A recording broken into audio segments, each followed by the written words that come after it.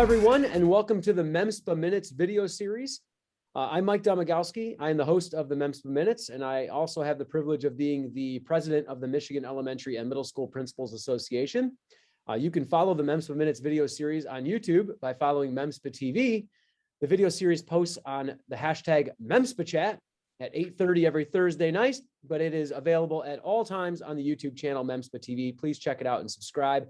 Today, I am very privileged to have two amazing Michigan principals and Michigan leaders with me. Today, I have Becky Biedermann and also Ben Gilpin on this video series. So welcome, Becky, and welcome, Ben. Thanks, Mike. Thanks for having us. No, it's an honor. Great company. Awesome. Hey, real quick, just a couple seconds here, just for the people listening and watching. Can you guys introduce yourself? Becky, I'll allow you to go first. Just tell everybody, where you're at, what you're doing, what your role is at MEMSPA, and then we'll go with Ben and then just start the conversation from there.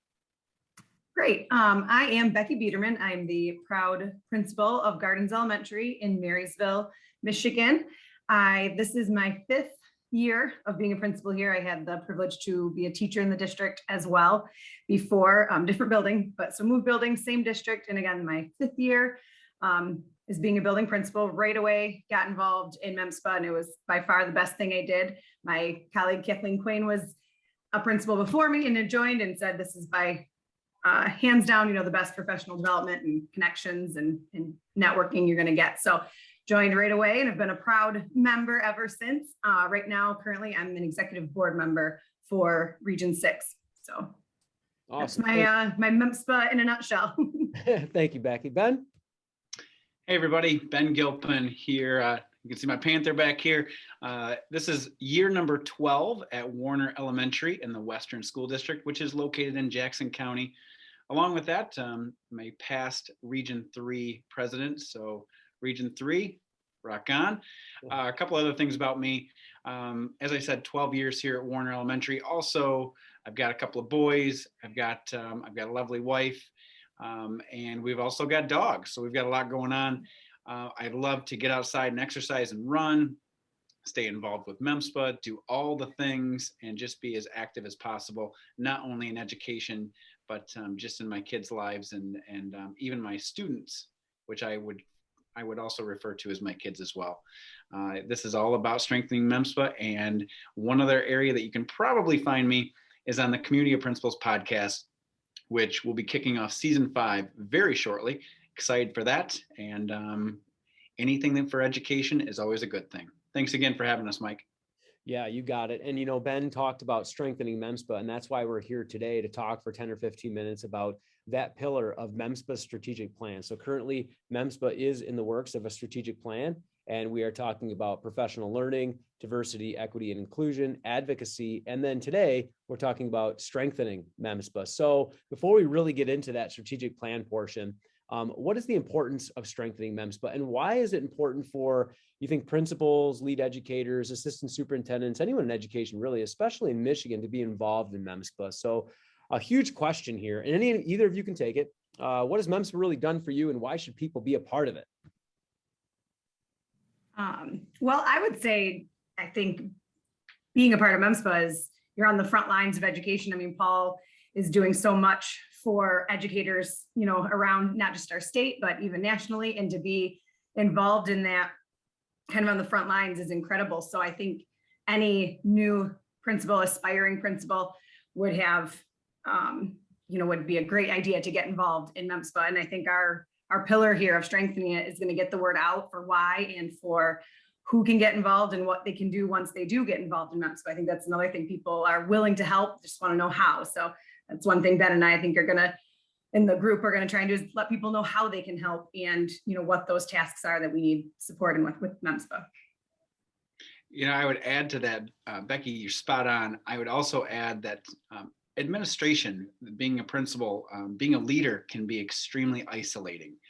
And MEMSPA has been a lifeline for me, and I know it's been a lifeline for so many others in getting off of that quote unquote island, finding a network of people, finding people you can lean on in both good and bad times.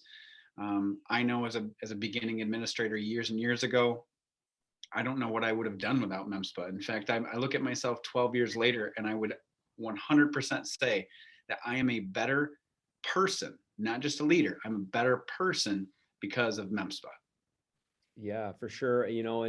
And from the strengthening portion, it's interesting when you get into the board positions and the presidency roles and things like that, how much you really get infiltrated in what MEMSPA does. And I know Becky kind of mentioned that, you are all encompassing and you're in the know, I think, with education, and not only just the collaboration part, but what's happening throughout the state, what's happening in ed leadership. So I guess really just going into really just our strategic plan. I know you guys are the co-chairs of that portion of the strategic plan, strengthening MEMSPA. What does that really mean? And then what can educators or really principals in MEMSPA for sure, anyone in educational leadership, but more importantly, MEMSPA, what is strengthening leadership going to mean with the strategic plan moving forward for this school year? Well, I guess I'll jump in first, Becky, on this one. And I know Becky and I really want to tip our cap to both Shauna Spickard and Tom DeGraff. They were the chairs prior to the two of us, and they really laid a foundation for us. But even beyond them, the work that's been done at the executive level in MEMSPA has really put a priority, not just on strengthening MEMSPA, but also the diversity lens and just really trying to make the entire organization as strong as possible. So a tip of the cap right there. When I think about for us, when we're talking about strengthening MEMSPA, it really comes down to providing opportunities and trying to help people step up into leadership roles, because that's really the opportunity piece is such a big one. So many people are looking for the chance to have their voice heard and to help grow the entire organization. So that's really a big component to this. What about you, Becky? And I think, yeah, I echo what you say with the tipping the cap to those who have worked on this before us. So glad you said that. And then as well, like you said, giving that opportunity to those folks that want to get involved and to build a lot more lines of communication between regions. We have our regions, we span the whole state, and we have, there's 13 presidents, 13 vice presidents. How can we build those communication lines too, so we can find out what other regions are doing and they're doing things well? We need to get the word out there and get everybody talking to each other so we can be collaborating together and work smarter, not always harder. So act like I know nothing, even though I'm involved in it. I totally get what it's all about. Act like I know nothing. So I'm hearing you guys talk about strengthening MEMS, but it's really just collaborating and organizing everyone together in order to make the organization stronger. Is that correct? It absolutely is. We're one of the main things that we're doing, and we're trying to start out on a fairly simplistic level. Becky talked about the communication piece. That is one of the top two main things that we're doing. First and foremost, we've got all of these different regions all around the state, and we really are wanting to focus on, can we get each region to mirror the board at the executive level? And what that means is, obviously a president, obviously a president-elect, a secretary, a treasurer, so on and so forth. We want it to mirror so that every single region have the same officers, which can increase collaboration, which can also increase brainstorming and ideas, but it also provides more opportunities. We do know that not every region is exactly the same. Some of the regions, especially over in the Detroit area, there may be a higher level of population than potentially in the Upper Peninsula, but we still want to create the same opportunities for everyone. And that's been one of the goals. First and foremost is having the boards mirror the executive board at the MEMSPA level. Right. So it's kind of that, it's really just filling those roles to make sure that not only at the executive level, like you mentioned, for instance, this year I'm president and we have a president-elect in Amy McCaw. We have a treasurer, we have these different executive board positions, but really mirroring that to the different regions and really going back to what Becky said in the beginning, why MEMSPA, it's about that collaboration. It's about everyone being in the know. And Becky, I see you quite a bit because we're both in the same region, Region 6, St. Clair and Macomb counties, right? So, we've collaborated quite a bit on just filling those positions. And I think that that's really important because not only are you working with people within your own region, but it gets more of those people in the know. And oftentimes what people need to know is just, it's okay. Come with me, jump in. Like, it's all right. Some people are very apprehensive about hopping in and not knowing what to do, or maybe making the wrong step or saying the wrong thing. but they need to be coached and guided. I know every time at a summer leadership or an annual conference or a PD or a workshop, I'm looking for people that I don't know. And I want to introduce myself because it's not about me, but it's about the association and the organization. I want to make sure that that person is welcome. Come on with me, come sit at my table, things like that. So I'm hearing all of those things and I'm trying to connect that with strengthening MEMSPA. So all of those things combined. Am I on the right track? Yep, very well said, Mike. And I think besides, we want to take the hand of those people who want to help and show them the way, give them the opportunity. And then we also, one of the things that we've talked about too is naming those roles and then defining those roles too. Because like you said, there's some apprehension sometimes that comes with stepping up and taking a leadership role, taking that next step. So if we can lay out a little bit more what those roles look like, maybe a checklist, maybe here's what the president's going to do, here's what the treasurer does, kind of lay those roles out. It may take some of that apprehension away, make people a little less nervous to, throw their hat in the ring and participate. Good. And just think inside these roles, we've got everything from obviously the region president to we've also got middle level, so middle school representation, to also early childhood. So there's a wide range of places that people can really show off their strength inside these region chairs, which can then lead to even more opportunities. That's correct. And it's not only regions, like you said, there's a lot of other different board positions now they've been created because we want that outreach. We want more people involved because not only to be in the know, but to collaborate. We want everyone involved. I mean, we've added board seats for minority chair, technology chair. We've added board seats for charter schools now just recently. So we want people in the know and through MEMSPA. So that's really exciting. I'm excited to see the work you guys are going to do over the next couple months, especially this school year, the 2021-22 school year.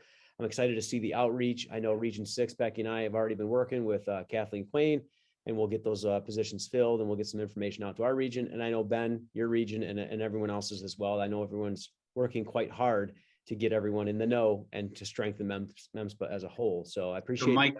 Yep. So Mike, there's one more thing that we need to mention because this is another big charge in strengthening MEMSPA. We're trying to also increase membership. Oh, for sure. And that is a big one. And so ultimately creating the opportunity of developing more leaders in the next role is, can we get more people as a part of MEMSPA? And I believe pretty much every single region probably has some people that are not members. And so we're trying to kind of rally the troops to try to increase membership as well. And that would also strengthen MEMSPA. As we all know, the more members we have, the stronger we are. Correct. And well said. That's extremely important. So thank you for mentioning that, Ben, for sure. Before we kind of sign off, we talked about strengthening MEMSPA quite a bit. Before we sign off, is there anything that you'd like to share? Any tips or tricks? I know, Ben, you actually did a MEMSPA chat. I stole that from you, tips and tricks, several years ago. So I love that lingo. And from anyone listening and watching, any tips or tricks or any shout outs that you'd like to give anyone before we sign off here? I mean, I can give a shout out to just MEMSPA in general, the organization, Paul, Cindy, Annette, Taryn. I mean, they do such a great job. If you're listening or watching and have not signed up for the state conference yet, I encourage you to do so. That is such an incredible time to learn and grow and connect with other amazing educators. So if you haven't done that yet, sign up. So I'm going to give two actually. Number one, just a quick shout out to Cindy Malik. We know that she's going to be stepping aside here, but the work that she's done for MEMSPA is seen and truly appreciated. We are very grateful for all the leadership and all the support that she's been able to provide.